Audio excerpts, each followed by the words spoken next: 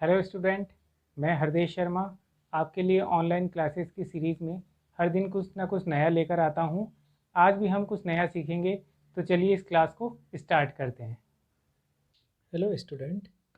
आज हम बात करने वाले हैं आहरण पर ब्याज की राशि को कैसे साझेदारों की पूंजी पर चार्ज किया जाता है। पिछली ऑनलाइन क्लास में हमने इंटरेस्ट ऑन ड्राइंग के अंदर साझेदारों की जो फर्स्ट पॉइंट है, जब असमान तिथियों पर असमान राशि आहरित की गई हो, जिसमें सरल विधि और गुणनफल विधि को हमने सीखा था।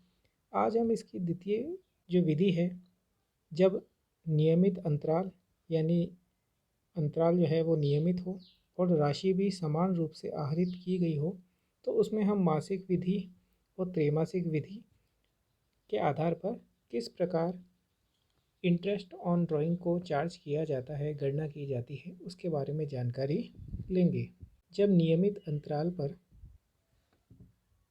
यहाँ पे देखें आप, नियमित अंतराल पर समान राशि का आहरण किया गया हो, तब आहरण पर ब्याज की गणना हमें कौन सी विधि का उपयोग करना है? औसत विधि का उपयोग हमें करना है।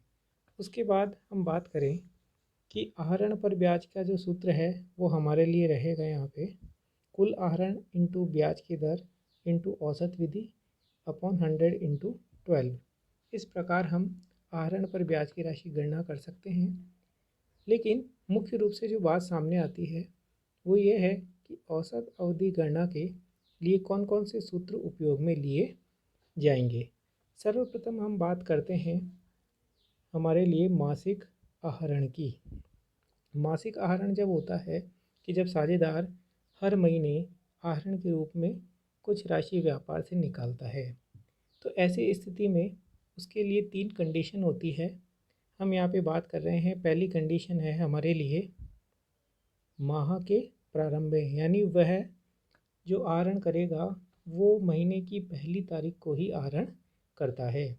दूसरी स्थिति होती है या तो फिर वह माह के अंत में आहरण की राशि करेगा, यानी महीने की अंतिम तिथि 30 और 31 तारीख के आसपास वह आहरण करेगा।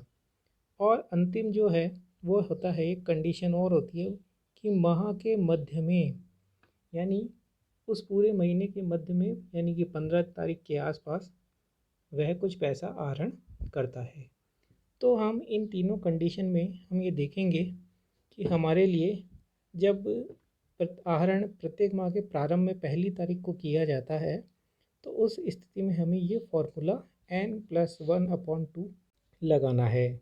दूसरा है, यदि माह के अंत में आहरण किया जाए तो हमें n-1, यानी कि अंत में है तो n का मतलब होता है मंथ ऑफ द ईयर, तो हम यहाँ पे जो आहरण के महीने हैं उसे n के रूप में लिखेंगे और -1 कर अपॉन 2 कर देंगे। और तीसरी कंडीशन है कि माह के मध्य में, तो जब मध्य की बात की जा रही है तो हमें n/2 का उपयोग करना है। इस प्रकार हम कैलकुलेशन करेंगे। अब सीधे सीधे तौर पे देखा जाए तो हमारे पास यहाँ पे बात आती है कि 12 माह के लिए, यानी पूरे साल भर के लिए कंडीशन आहरण की हो रही है। फिर आहरण 9 माह के लिए किया जाए, यानी कुछ व्यापार 9 महीने तक ही चले, कुछ साल भर के लिए चलता है, और कभी कभी आहरण 6 माह के लिए भी किए जाते हैं। तो इस स्थिति में आपको इसी फॉर्मूले का उपयोग करना है। यहाँ पे भी यही फॉर्मूले लगाए गए हैं। n+1/2 हम पहला वाला देखते हैं। तो इसमें क्या किया गया कि 12 महीने के लिए बात की जा रही है, तो यहाँ पे 12 का उपयोग किया जाएगा, 12 + 1/2, तो हमें प्रतिशत प्राप्त हो जाएगी, वो हमारे लिए होगी प्रतिशत 6.5। ठीक इसी प्रकार हमें माह के अंत के लिए हमें प्राप्त हो जाएगी 5.5 और माह के मध्य के लिए हमें प्राप्त हो जाएगी 6। तो ये हमें आहरण के लिए जो ब्याज की राशि है इस प्रकार हमें प्राप्त हो जाएगी। अब बात करते हैं 9 माह के लिए। जैसे हमने अभी 12 के लिए बात की थी, अब हम 9 के लिए बात कर रहे हैं। तो यहाँ पे भी वही फॉर्मूला लगेगा कि 9+1/2, तो यहाँ पे हमें जो राशि प्राप्त होगी वह होगी हमारे लिए 5, यहाँ पे प्राप्त होगी 4 और यहाँ पे मध्य में हमें प्राप्त होगी 4.5।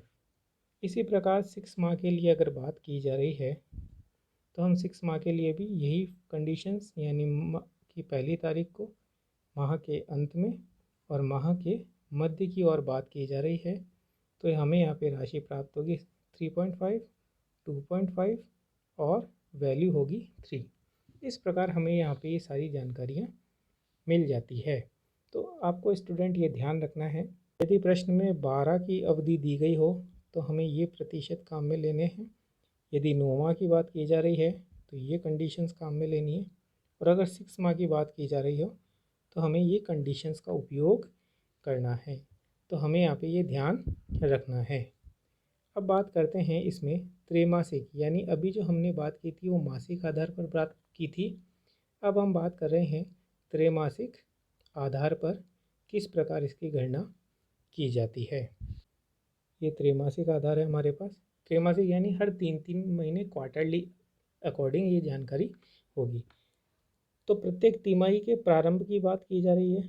आप यहाँ पे देखिए, प्रारंभ की, अंत की और मध्य की। जैसे महीने के लिए होता है तो वैसे ही यहाँ पे क्वार्टरली के लिए उपयोग में लिया जा रहा है।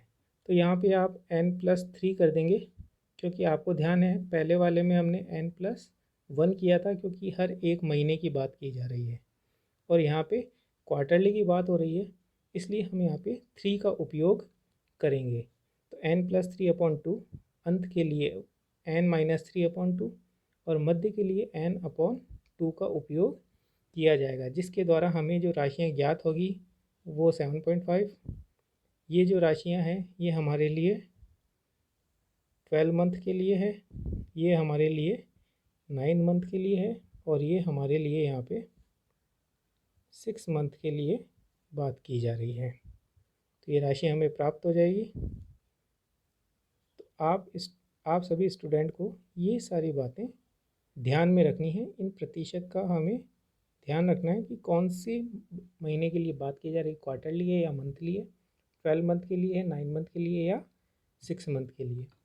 अब एक और कंडीशन आती है और वो तीसरी कंडीशन है हमारे लिए, थर्ड कंडीशन, कि जब आहरण की कोई तिथि प्रश्न में ही न दी गई हो, कि तिथि न दी गई हो, तो उस स्थिति में हमें क्या करना है। तो आपको यहाँ पे ध्यान रखना है स्टूडेंट, हमें n/2 फॉर्मूला का उपयोग करना है कि जब प्रश्न में हमें आहरण की तिथि न दी गई हो तो उस स्थिति में हमें n/2 का उपयोग करना है। लेकिन अगर 12 महीने के लिए बात की जाए तो हमें 12/2 यानी कि 6% का उपयोग करना है। 9 मंथ के लिए बात की जाए तो 9/2 यानी 4.5 का उपयोग करना है। और अगर 6 मंथ की बात की जाए तो हमें 6/2 यानी कि 3% का ध्यान रखना है। चलिए अब कुछ उदाहरण के द्वारा इसे समझते हैं।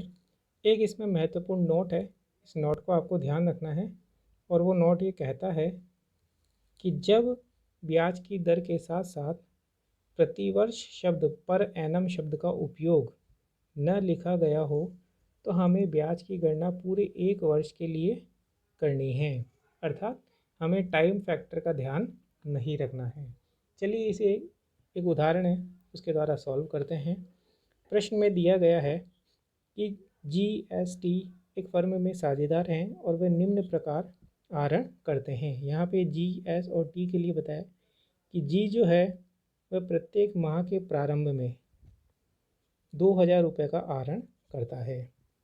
S जो है वह प्रत्येक माह के अंत में 3000 रुपये का आहरण करता है और T जो है वह प्रत्येक माह के मध्य में 1000 रुपये का आहरण करता है।